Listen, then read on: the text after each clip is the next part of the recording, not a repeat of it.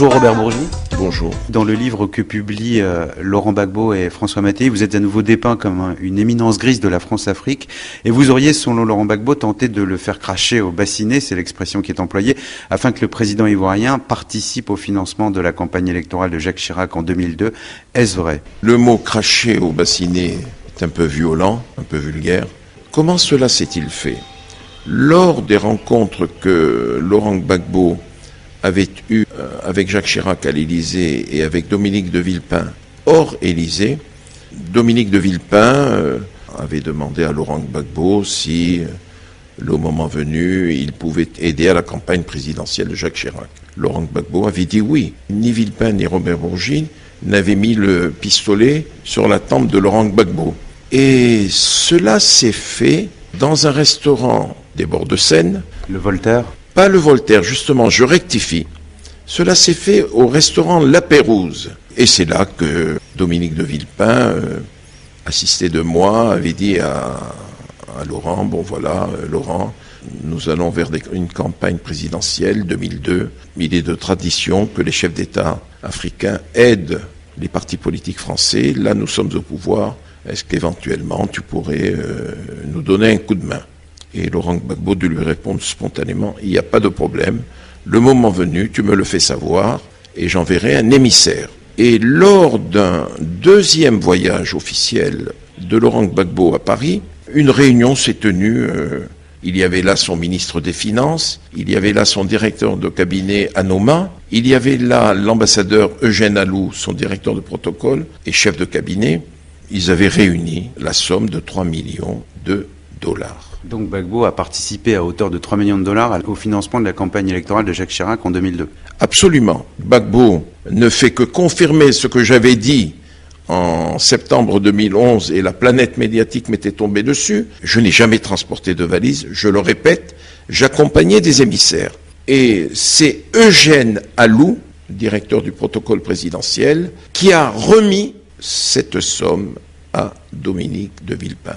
Je confirme ce qu'a dit Laurent Gbagbo dans son ouvrage, qui lui ne faisait que confirmer ce que j'avais dit il y a 3 ans. Laurent Gbagbo évoque aussi des pressions qui auraient été faites sur lui ou des menaces à peine voilées. Est-ce que c'est exact? Je dément de la manière la plus catégorique qui soit, il n'y a jamais eu de pression sur Laurent Gbagbo. L'ex-président ivoirien évoque un autre épisode de vos relations et de vos rencontres. C'était en septembre 2002, il était à Rome.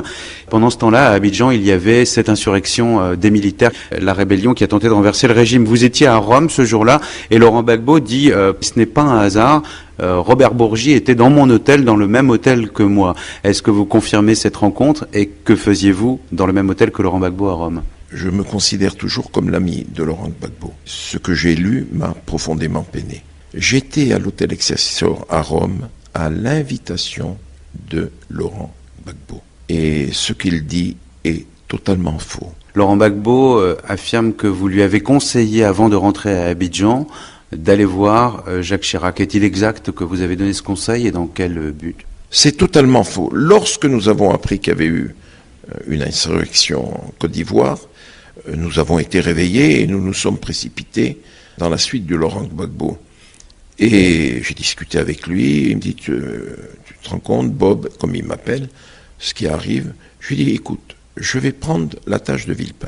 J'ai appelé Villepin, je lui ai dit, que doit faire Laurent? Et ils se sont parlé, et Laurent s'est rendu à Abidjan.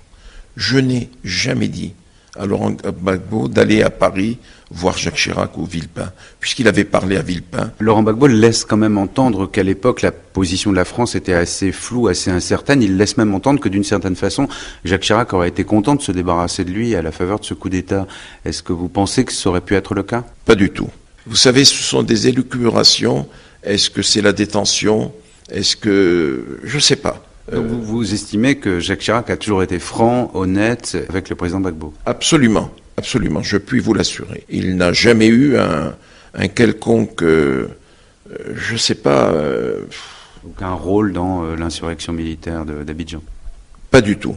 Je puis vous assurer qu'il n'a rien fait qui puisse confirmer cela. La seule chose, le seul reproche que je puisse faire à Jacques Chirac et à Villepin, c'est Marcoussis. Ce que je condamne c'est le comportement de Villepin vis-à-vis de Gbagbo. Il a traité Laurent Gbagbo comme un valet de chambre, en lui disant « je vais te tordre le bras, il faut signer et tout et tout ». Ça, je le condamne de la manière la plus ferme qui soit. Et si par la suite Laurent Gbagbo et ses partisans ont eu cette attitude vis-à-vis de la France, tout cela est né à Marcoussis. Merci beaucoup Robert Bourgi.